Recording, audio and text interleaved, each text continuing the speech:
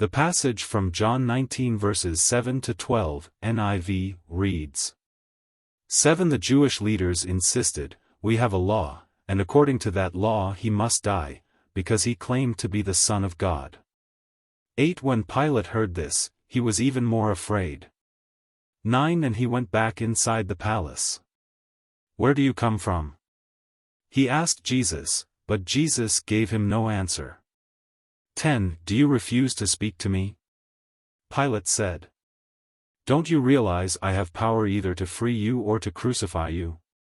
11. Jesus answered, You would have no power over me if it were not given to you from above. Therefore the one who handed me over to you is guilty of a greater sin. 12. From then on, Pilate tried to set Jesus free, but the Jewish leaders kept shouting, If you let this man go, you are no friend of Caesar. Anyone who claims to be a king opposes Caesar. Expounding on John 19 verses 7 to 12. This passage occurs during the trial of Jesus before Pontius Pilate. The Jewish leaders are insisting that, according to their law, Jesus must die because he has claimed to be the Son of God. The Jewish leaders were referring to blasphemy, which, according to Jewish law, was punishable by death. Upon hearing Jesus' claim of divinity, Pilate became even more fearful. The Roman pantheon consisted of numerous gods and demigods, and the claim of divinity wasn't something to be taken lightly. Pilate, already uncertain about condemning Jesus and aware of his popularity among some segments of the populace, was put in a difficult position. He questions Jesus about his origin, but Jesus remains silent. Pilate, perhaps frustrated and seeking to assert his authority, reminds Jesus of his power to either free him or crucify him.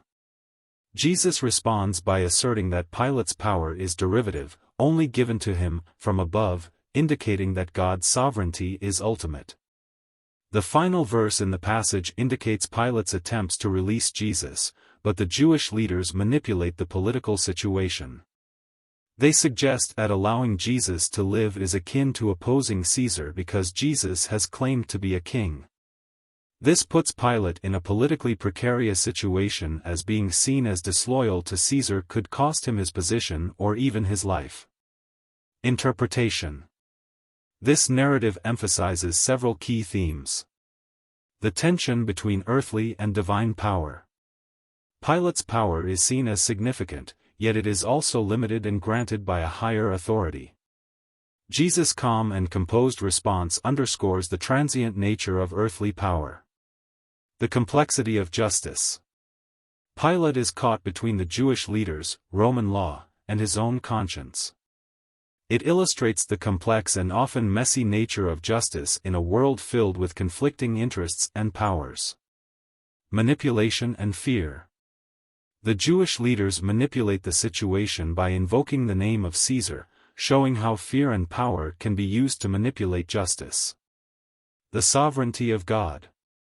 Despite the seeming chaos and injustice, there's an underlying theme of the sovereignty of God. Jesus' fate is not ultimately in the hands of Pilate or the Jewish leaders but is part of a divine plan. Each reader might draw different insights and reflections from this passage, and it's often interpreted in light of the broader themes of sacrifice, redemption, and divine purpose that run throughout the Christian narrative.